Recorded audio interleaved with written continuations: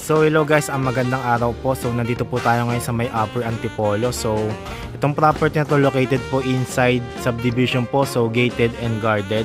So single attached po ito. Itong katabi pong under construction, same lang rin po yung gagawin. Isa lang rin po yung seller. Then by the way po, yung seller po nito, marami na pong napatayo dito po sa loob ng subdivision na to. And marami rin po siyang naging previous project sa may Antipolo Valley. So malapit po sa Sumulong. Ito naman po, malapit po ito sa may Robinson Place Mall Antipolo. So lot area po nito is 120 square meters, then floor area is approximately 200 square meters po. Meron po itong 4 bedrooms, 3 toilet and bath, 1 powder room, saka 2 car garage po. Pasukin po natin yung loob para makita po natin kung ano po yung finish. So guys, mga almost 1 month na lang po ito, tapos na po ito, nagkakabit na lang po sila ng mga salamin. So pasok po tayo dito sa may gilid po.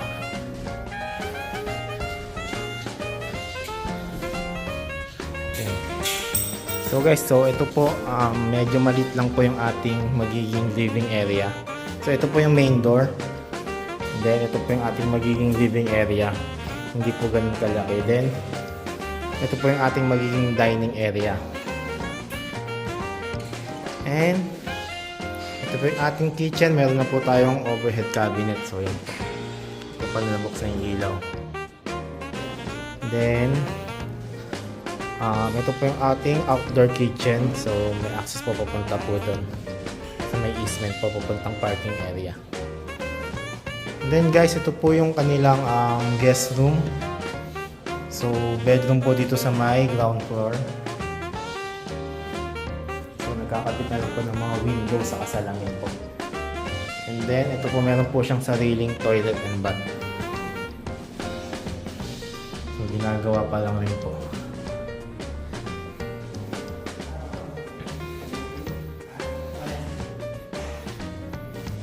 Then guys, meron po tayo ditong powder room. So ito po. Then nakit po tayo sa may second floor. Nakita ko po yung mga bedrooms. Sir, excuse po sir, saglit ha. Sorry. Then guys, ito po yung ating first, bali second bedroom na po. Dito po sa may second floor na po. So may provision na po for window type na air condition unit, and meron na po tayong built-in cabinet. And then guys, same dito po sa may ating third bedroom. So meron tayong provision for window type na air condition unit, and meron na rin po tayong built-in cabinet. So ito po. May balcony po tayo, paikot po yung ating balcony or yung veranda po. Mamaya pupunta po tayo dyan.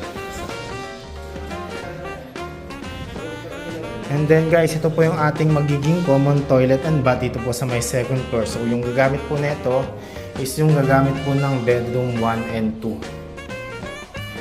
I mean bedroom 2 and 3 po pala.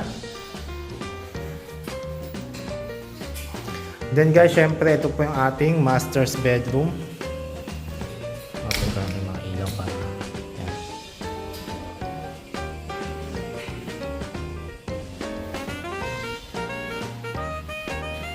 Guys, meron tayo dito walk-in closet.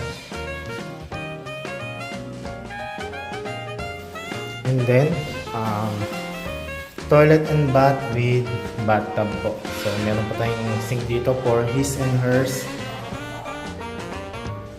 Toilet and shower po. So dalawa rin po yung shower for his and hers po.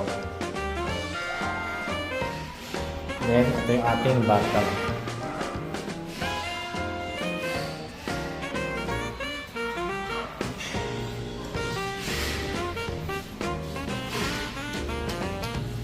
So ito po yung ating balcony guys, paikot po ito. Yan po. Yan. Lakad lang pa tayo ng konti.